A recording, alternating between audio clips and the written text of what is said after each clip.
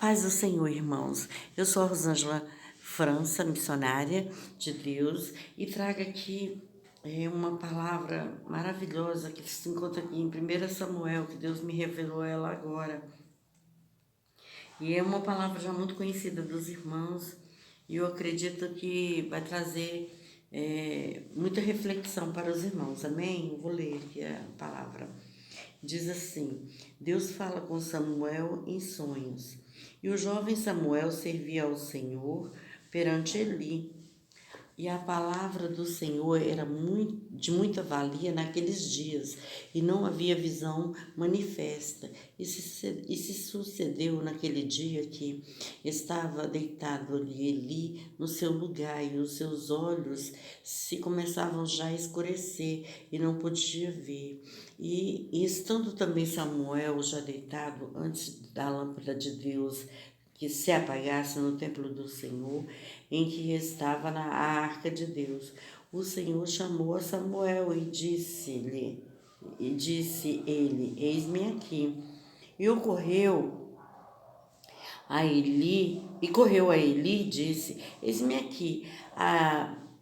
Por que tu me chamastes? Mas ele disse: Não te chamei eu, torna a deitar-te. E foi e se deitou, e o Senhor tornou a chamar outra vez a Samuel. Samuel se levantou e foi a Eli e disse: Eis-me aqui, por que tu me chamaste? Mas ele disse: Não, eu não te chamei. Filho meu, torna a deitar-te. Porém, Samuel ainda não conhecia o Senhor, e ainda não lhe tinha sido manifestada a palavra do Senhor. E o Senhor, pois, tornou a chamar a Samuel terceira vez. E ele levantou-se e foi a Eli e disse: Eis-me aqui, por que tu me chamaste? E então entendeu Eli de que o Senhor chamava o jovem, pelo que Eli disse a Samuel: Vai te deitar, e há de ser de que, se te chamar, dirás: Fala, Senhor, porque o teu servo ouve. E então Samuel foi e deitou-se no seu lugar. E então veio o Senhor e ali esteve e chamou, como das outras vezes: Samuel, Samuel. E disse Samuel: Fala, porque o teu servo ouve. E disse o Senhor a Samuel: Eis aqui eu vou fazer uma coisa em Israel, a qual todo o que ouvir se tinirão ambas as orelhas. E naquele mesmo dia sucedeu, suscitarei contra Eli tudo quanto tenho falado contra a sua casa. Começá-lo-ei e acabá-lo-ei, porque já eu disse saber que julgarei a sua casa para sempre, pela iniquidade que ele bem conhecia, porque fazendo os seus filhos execráveis, e não os repreendeu. Portanto, jurarei à casa de Eli de que nunca jamais será expiada a iniquidade da sua casa, de Eli com o sacrifício e nem com a oferta de manjares. Irmãos, olha só as advertências que Deus faz aqui, né? Ele não só faz a advertência, como ele também cumpre aquilo que ele havia já prometido. Mas a princípio aqui a gente vai falar do jovem Samuel, né? Ele ainda era uma criança, né? Bem moço ainda, e ele não tinha experiência nenhuma com a voz do Senhor, né?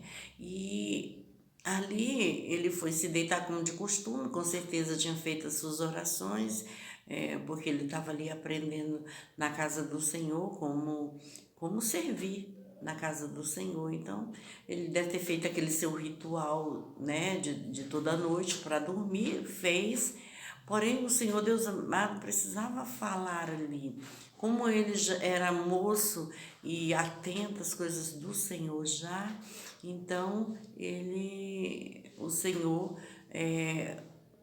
já o observava com certeza e falou assim: não, esse garoto, a mãe dele me apresentou né? Então, desde o ventre foi eu que o gerei, então eu quero fazê-lo grande nessa nação.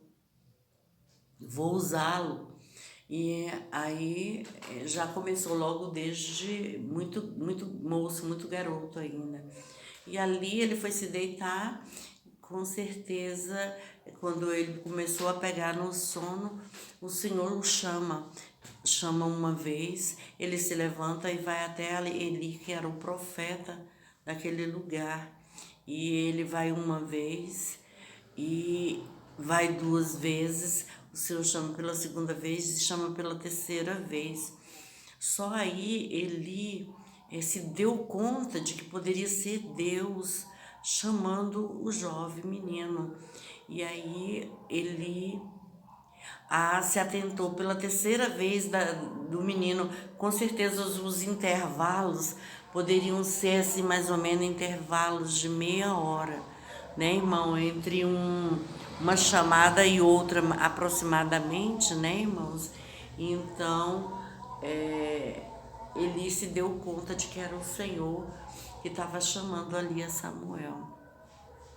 E ele falou assim, olha, vá se deitar e com certeza ele vai te chamar de novo. Aí você fala, eis-me aqui, Senhor, teu servo ouve.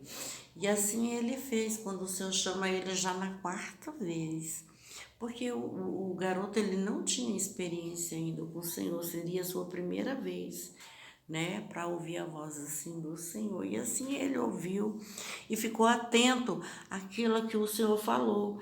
E o Senhor falou assim, olha, eu estou contra a casa de Eli, eu não concordo com que o Eli, me conhecendo a mim, né, conhecendo o que é certo de ser feito, não corrigiu os seus filhos. Olha só, uma correção para os filhos ali de Eli, porque Eli fazia ao seu modo, né, irmãos?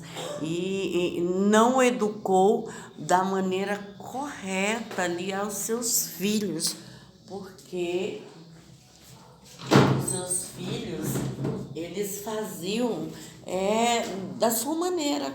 Os seus filhos, eles eram envaidecidos, seus filhos, com certeza, até prostituíam, sabendo que não era, porque ali era sacerdote da casa do Senhor, né? Tinha que ter um seguimento ali, e os filhos dele aborreceram ao Senhor, né? A casa de Deus. Então, na realidade, era uma casa que era para ser como referência, ter bons exemplos.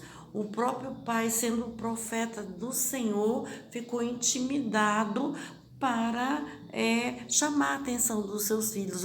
Hoje em dia, quantos filhos querem fazer o que querem fazer, querem